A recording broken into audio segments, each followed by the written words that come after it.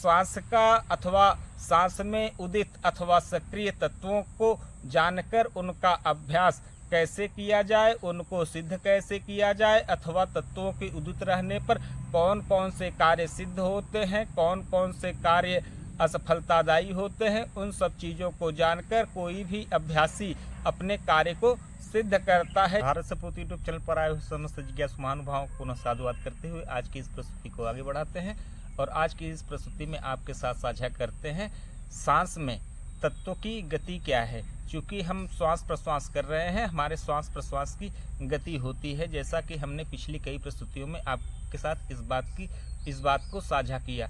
तो आज हम इस प्रस्तुति में यह जानेंगे कि जब हमारा श्वास प्रश्वास चल रहा होता है तो जो पंच तत्व हैं आकाश, वायु, अग्नि, जल और पृथ्वी, ये पांचों एलिमेंट जो कि हमारे शरीर में अपना प्रतिनिधित्व करते हैं हमारे सांस के माध्यम से सक्रिय रहकर, तो हमारे सांस में यह जब सक्रिय हैं या हमारे शरीर में ये तत्व, ये एलिमेंट जब सक्रिय हैं तो हम उन्हें कैसे जान और समझ पाएँ, उसके लक्षण क्या हैं। तो उन्हीं चीज़ों को हम अपने सांस की गति के रूप में इस प्रस्तुति में जानने का अभ्यास करेंगे। क्योंकि पिछले प्रस्तुति में हमने अपने सांस की जो स्वाभाविक गति है उसको बतलाई है। जैसा कि हमारा शरीर का अपना क्रिया व्यवहार होता है, शारीरिक अथवा मानसिक किसी भी शारीरिक व्यवहार में, जैसे आप चलना, दौड़ना, कुश्ती करना, व्यायाम करना, किसी भी क्रिया व्यवहार में लग जाएं, भोजन करना, शौच आदि के जाने की अवस्था में आप नोटिस करिएगा कि आपके सांस की गति हर क्रिया व्यवहार अथवा अवस्था में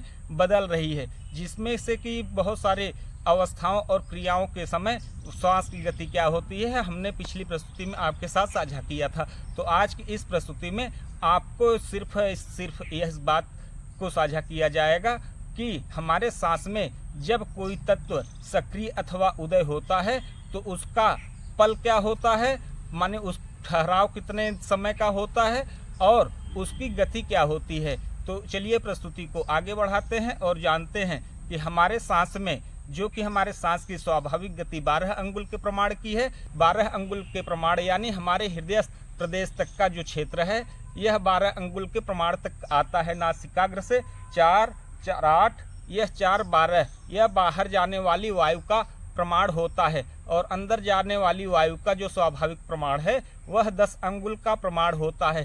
कंठस्थ तक का प्रदेश, इसका भी एक विशेष विज्ञान है कि यह कंठ तक के ही प्रदेश का वायु हमारे नासिका के माध्यम से हमारे शरीर में कैसे और क्यों प्रवेश होता है। तो उस पर विस्तार से किसी अन्य प्रस्तुति में बात साझा करेंगे, नहीं तो यह प्रस्तुति बहुत ही बड़ा हो जाएगा। यदि हमारे सांस में वायु तत्व एयर एलिमेंट एक्टिव है, सक्रिय है, तो आप मानिएगा कि जो आपके श्वास की सामान्य गति 12 अंगुल के प्रमाण की है। जब आप किसी स्थिर चित्त अवस्था में आसन में बैठे हुए होते हैं तो हमारे सांस की गति 12 अंगुल से 8 अंगुल के प्रमाण की हो जाती है। 8 अंगुल से भी छोटी यदि हमारे सांस में अग्नि तत्व सक्रिय हो जाए उसी क्षण, तो हमारे सांस की यही गति जो कि अभी 12 से घट के 8 हुई है, अब यह 8 से घट के 4 हो जाएगी। यानी जब आपके सांस में अग्नि तत्व, तेज तत्व का सक्रियता होगा तब आपके इसी सांस की गति स्वभावतः स्वाभाविक स्थिति में भी घट के 4 अंगुल की हो जाएगी।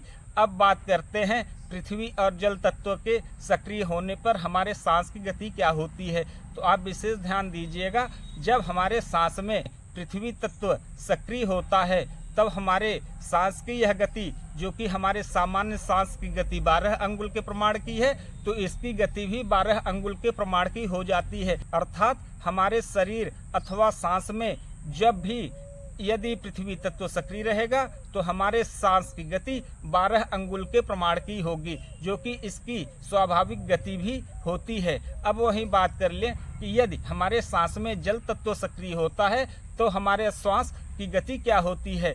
तो यदि हमारे सांस में जल तत्व का उदय अथवा हमारे सांस में जल तत्व सक्रिय है तो आप नोटिस करिएगा कि स्वाभाविक गति आपके सांस की 16 अंगुल के प्रमाण की हो जाएगी।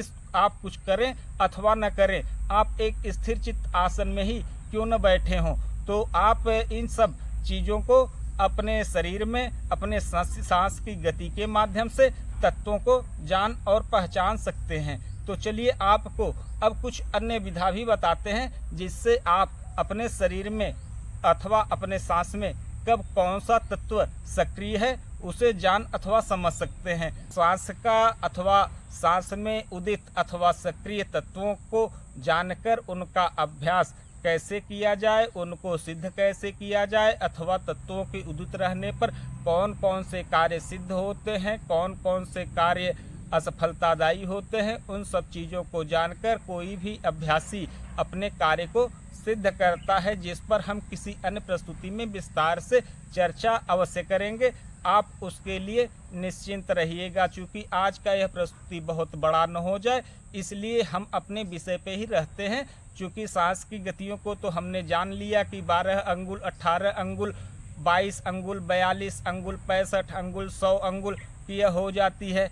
लेकिन इसी सांस की गतियाँ जो कि हमारे क्रिया व्यवहार के कारण यह प्रभावित होता है, अंतर आता है हमारे सांस की गति में, वहीं यदि हम सामान्य अवस्था में भी यदि बैठे रहें और हमारे सांस में तत्वों का उदय हो जाए यानी तत्व सक्रिय हो जाए, तो हमारे सांस की गति जो कि 12 अंगुल के प्रमाण की है वह स्वतः ही बदल जाती है। बदलकर कितने से कितना हो जाती है आप उसकी कल्पना भी नहीं कर पाएंगे। यही सांस की गति आपका जो कि सामान्य है, सामान्य अवस्था से घटकर 4 अंगुल भी आ जाता है। 4 अंगुल कैसे?